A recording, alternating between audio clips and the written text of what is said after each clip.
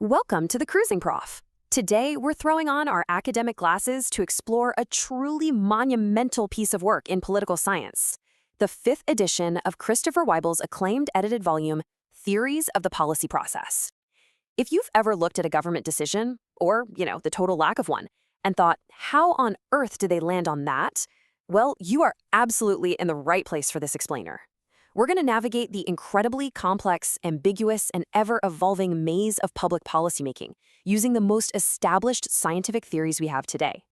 To really wrap our heads around the massive scope of policy process research, we first need to anchor ourselves with a definition, and scholars have been arguing about this for decades. Back in 1971, Robert Eyestone looked at it really broadly as a government's relationship to its environment. Then in 1994, James Anderson framed it as a purposive course of action by an actor. Carter Wilson, in 2006, focused specifically on actions taken to fix a problem. But arguably the absolute gold standard, Thomas Dye's 1987 definition. He said public policy is the decisions and, crucially, the non-decisions of government towards specific objectives. That's a real mindbender, right? It's not just the laws they pass, it's the active, deliberate choices to completely ignore certain problems.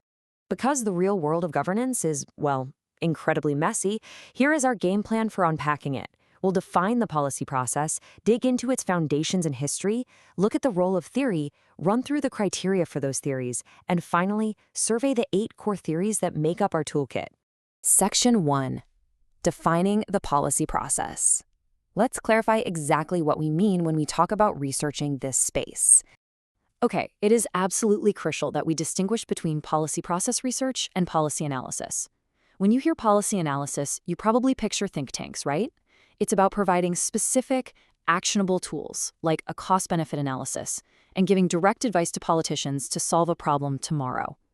Policy process research, which is what this whole book is about, is a completely different beast. It studies the complex, chaotic societal interactions, the actors, the events, and the context over time. It's not necessarily about telling a leader what to do, it's about fundamentally understanding how the entire machine actually works. Section 2, Foundations and History. To truly appreciate where this vibrant field is at today, we kind of have to look back at how it started.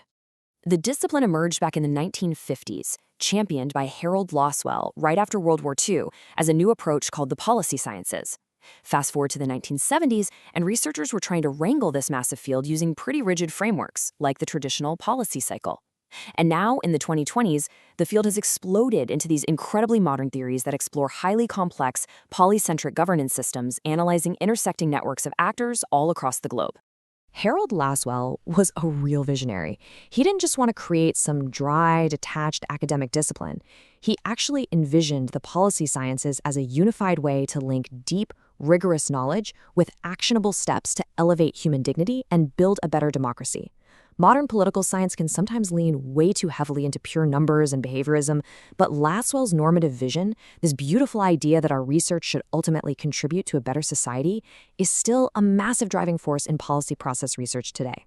Now, as the field grew, early scholars tried to map out all this chaos using what's known as the traditional policy cycle. It breaks policymaking down into neat step-by-step stages. An idea gets on the agenda, moves to formulation, then implementation, evaluation, and finally termination. It's a fantastic textbook introduction, right? It treats a policy like it has this distinct, linear life cycle. But honestly, as anyone who watches the evening news knows, the real world literally never follows a neat sequential cycle. Section 3, the role of theory. Because reality is so completely non-linear and messy, we absolutely need robust theories to help us cut through the noise and generate actual knowledge. A foundational concept here is bounded rationality. We need theories because human beings, yes, even highly trained policymakers, simply don't have supercomputer brains. We operate with incomplete information, major cognitive biases, and insane time constraints. Because the actors driving the policy process are boundedly rational, our theories actually have to account for those human limitations to accurately explain why things change or stay the same. Here's the big challenge, though. No single grand theory can capture the whole policy process. It's just too vast. So, researchers treat these theories like interchangeable lenses. Think of it like putting on different pairs of glasses. When you pop one pair on, certain aspects of the policy maze come into sharp, brilliant focus, but other things get blurred out. To get over the limited focus of any single theory, you literally have to swap your lenses, learning and combining different theories to get a fully comprehensive view of the problem. Section 4. criteria for policy theories. How do we decide which lenses are actually worth looking through? Not just any academic guess gets to be called a scientific theory here. To make the cut for Weibel's fifth edition, an approach has to meet 5 really rigorous criteria. First, it has to be a true scientific theory with falsifiable hypotheses. As the late Paul Sabatier famously said, it must be clear enough to be proven wrong. Second, it needs a highly active research community. Third, it has to be tested comparatively across different geographic and political contexts, not just in one country. Fourth, it demands totally transparent methods. And fifth, it has to show a track record of continuous knowledge growth, proving it actually adapts and evolves rather than just stagnating. Section 5. The 8 core theories. Let's take a really quick, rapid-fire look at the analytical toolkit itself. These first 4 frameworks cover a massive range of dynamics. The multiple streams framework is all about timing, how problems, policies, and politics perfectly merge to open a temporary window for action. Punctuated equilibrium theory explains why systems stay stable for literally decades, only to be interrupted by sudden, massive policy changes. Policy feedback theory flips the script entirely, looking at how past policies actually shape the future political behavior of the public. And the advocacy coalition framework dives into how deeply held beliefs drive competing coalitions to just battle it out within specific policy subsystems. The next 4 theories are just as powerful. The narrative policy framework zeroes in on the power of stories, how framing things with heroes and villains can totally manipulate outcomes. The institutional analysis and development framework, or IAD, focuses on how formal and informal rules shape collective action. Diffusion and innovation looks geographically at how new policy ideas physically spread from one state or country to another. And finally, the newest addition to this edition, the ecology of games framework, tackles the sheer, mind-boggling complexity of overlapping multi-level governance networks. What's so incredibly exciting is that these aren't just static concepts gathering dust on a shelf somewhere. They are living, breathing tools.